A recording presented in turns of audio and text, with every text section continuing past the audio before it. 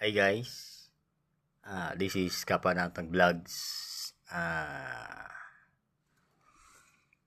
Gagawa lang po ako ng reaction video. Pero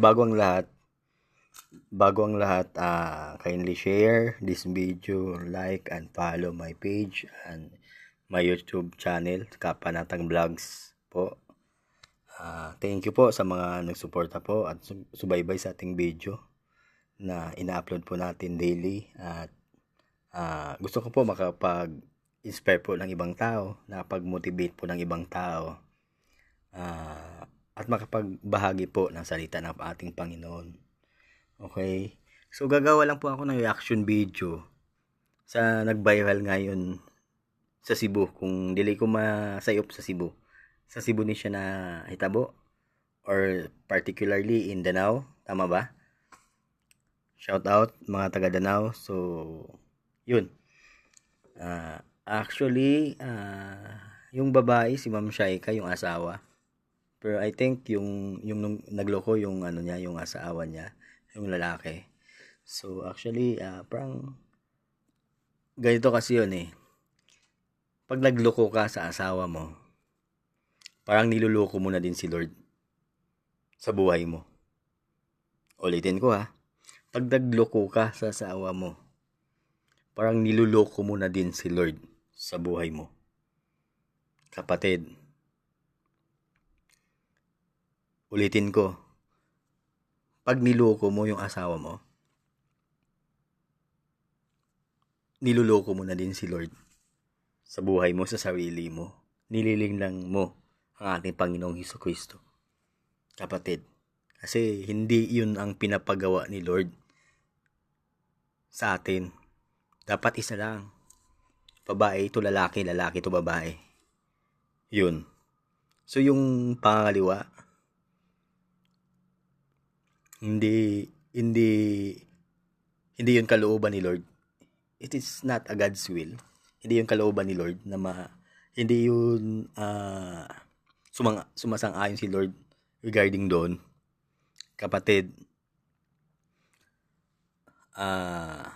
sa'yo bro, sino ba yun yung asawa mo, Ma'am Shaika? I think si kung hindi ako nagkakamali, si Junard ba yun yung pangalan nun? Bro, kung ano man yung ginagawa mo ngayon, tigilan mo na yan. Tigilan mo na yan, humingi ka ng tawad sa asawa mo. Unang-una, or kasal kayo, di ba? So, unang-una, hingi ka ng tawad ng asawa mo. Hingi ka ng tawad ng asawa mo, ayusin mo pamilya mo, ayusin mo buhay mo, ayusin mo sarili mo, ayusin mo yung relationship mo kay Lord. Kasi binibigyan na tayo ni Lord ng sign eh. Alam niyo yun, kumbaga dito kasi sa mundo, dadayain tayo eh. Okay? Kaya nga napaka-importante po sa bawat isa sa atin na magbasa tayo ng Bible. Kasi may ibang tao na gusto ng revival sa buhay pero ayaw naman mag-revival. 'Di ba? Basa-basa din pag may time. Kasi sa pamamagitan po ng pagbabasa ng Bible, ay bibigyan po tayo ng wisdom. 'Di ba? Magkakaroon po tayong kaalaman. Pag nabasa na po natin to yung verse na to, yung chapter na to, may alam po tayo. 'Di ba? Kaya yan, may Bible. Kasi ito yung panlaban natin sa kalaban natin.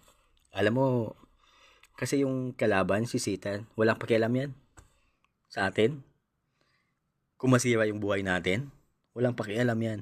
Gusto pa nga, durugin. Walang pakialam yan. Walang pakialam yan na mabasag yung pamilya mo. Di ba? Isa lang yung gagawin natin yan. Lapit tayo kay Lord. Tanggapin natin siya bilang Panginoon at personal Savior at sumunod tayo sa Kanya, sa pinapagawa niya.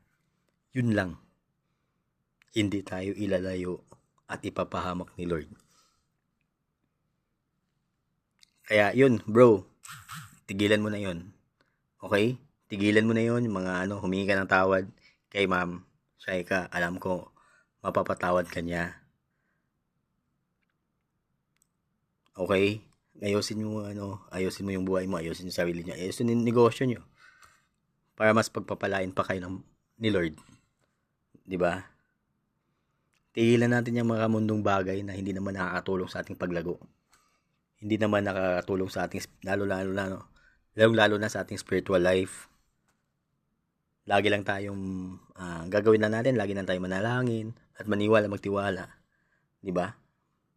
Kay Lord at mananampalataya po tayo. 'Di ba? Kasi si Satan, traitor yan eh. Hihilahin ka talaga pababa niyan. Oo, kahit anong yaman mo, kung wala kang Panginoon sa buhay mo, kahit kadaming pera mo, kung wala kang Panginoon sa buhay mo, kapatid, hindi ka maging masaya. 'Di ba? Hindi ka maging masaya. Reality po 'yan sa buhay natin. Kaya napaka-importante natin na lapit tayo kay Lord at humingi tayo ng tawad kay Lord. Biyan sa mga kasalanan natin, mga sin natin, nagawa natin kasalanan sa buhay. Kasi tao lang din naman tayo, hindi tayo perfecto eh. Si Lord lang. Pero once tinanggap natin si Lord sa buhay natin bilang Panginoon at tagapagligtas at sumunod tayo sa kanyang pinapagawa, paging disipulo tayo ni Lord, kapatid, maniwala ka. Your life will never same again. 'Di ba? Okay? So, yun lang bro. Hindi lang na ako task-on ang akong mensahe. Ako ang reaction video regarding do sa inyo. Pa-viral.